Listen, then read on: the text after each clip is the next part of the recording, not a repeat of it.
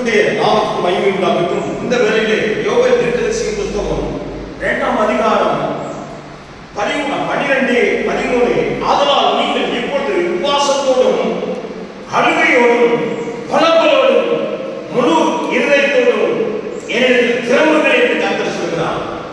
ஒரு உபவாசத்தோடு ஜெபத்தோடு தேவனிடத்தில் திரும்ப வேண்டும் என்று ஆண்டவர் விரும்புகிறார்.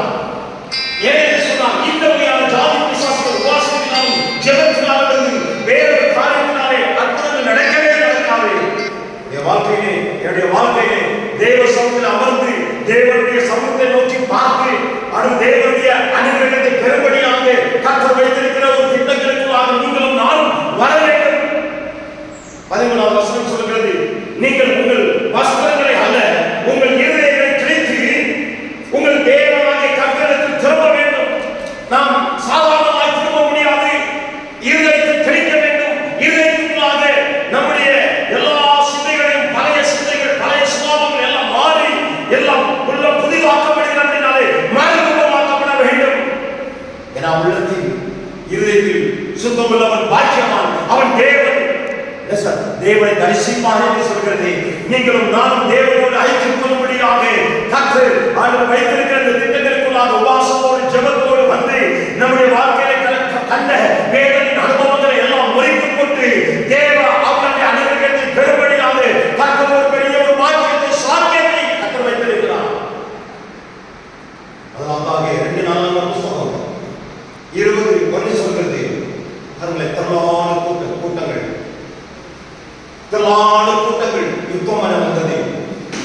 அந்த யுத்தத்தினாலே கர்த்தர் முறைத்து கொடும்படியாக கர்த்தர் வைத்திருக்கிறார்.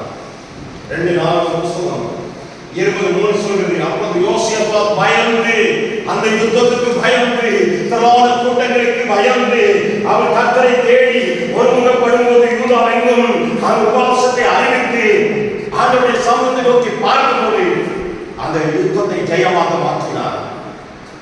எஸ்தருடைய வாழ்க்கையிலே ராஜாவுக்கு முன்பாக பிரவேசிக்கும்படியாக தேவனுடைய இரக்கத்தை ராஜாவுடைய இரக்கத்தை பெறும்படியாக எஸ்தர் மொர்தெக்காயை உபவாசம் இருந்து ஜெபிக்க வைத்து தானும் உபவாசம் இருந்து ராஜாவிடத்தில் பிரவேசித்து ராஜாவுடைய இரக்கத்தை பெற்றுக் கொண்டது போல நீங்களும் நானும் தேவ சமூகத்தில் உபவாசம் இருந்து இப்படிப்பட்ட போராட்டங்களையும் வேதனைகளையும் மாற்றுவதற்கு கர்த்தர் நமக்கு நல்ல ஒரு கருவியாக ஜெபத்தை கொடுத்திருக்கிறார். நமக்கு கருவியாக ஆண்டவர் உபவாசத்தை கொடுத்திருக்கிறார். இப்படிப்பட்ட ஆண்டவர் ஜாதி பிசாசுகளை நம்முடைய சுபாவங்களை மாற்ற முடியாம நம்முடைய வாழ்க்கையில அற்புதங்கள் பெற முடியாம இருக்கிற அநேக ஜாதி பிசாசுகள் குணாதிசயங்கள் எல்லாம் மாறும்படியாக உபவாசம் இருந்து ஜெபம் பண்ணி அதை மாற்ற வேண்டும். கர்த்தர் அழகாய் சொல்கிறார். ஏசாயா 65:14 சொல்கிறது, இதோ என் ஊழியக்காரன் மனமகிழ்ச்சியாக கெம்பீரமாய் இருக்கும்படி நீங்களோ என்ன செய்யறாங்க? மனமகிழ்ச்சியால் இருக்கும்படியாக தேவ சமூகத்தில் காத்திருக்க வேண்டும். தேவனை நோக்கி பார்க்க வேண்டும். நம்முடைய வாழ்க்கையிலே ஆண்டவர் என்ன செய்தார்? யோவேல் 2:1-13 சொல்கிறது, ஆசாரியர்களே இரட்டொடித்து புலம்புங்கள், பலிபீடத்தின் பணிவிடை காரர்களே அலறுங்கள், என் தேவனுடைய தொண்டரே நீங்கள் எல்லாம் பிரவேசித்து இரட்டொடித்து தேவ சமூகத்தில் அமருங்கள் என்று ஆண்டவர் சொல்கிறார். தேவ சமூகத்தில் அமர வேண்டும். வேதம் சொல்கிறது, அமர்கள் நாளை தேவன் என்று அறிந்து கொள்ளுங்கள் என்று சொல்கிறார். கர்த்தர் பெரிய காரியங்களை செய்ய போதுமானவராக இருக்கிறார். அழகாய் சொல்கிறது, சங்கீதம் 62:5 சொல்கிறது, நீங்கள் அமர்ந்து தேவ சமூகத்தில் நில்லுங்கள், நீங்க நம்பினது அவரால் வரும் என்று ஆண்டவர் சொல்கிறார். இந்த வார்த்தையின் மூலமாக உபவாசத்தின் மூலமாக ஜெபத்தின் மூலமாக பல விடுதலை காண கற்றுக் கொள்கிறீங்க. இயேசுவின் நாமத்தில் ஜெபிக்கிறோம் நல்ல பிதாவே, ஆமென்.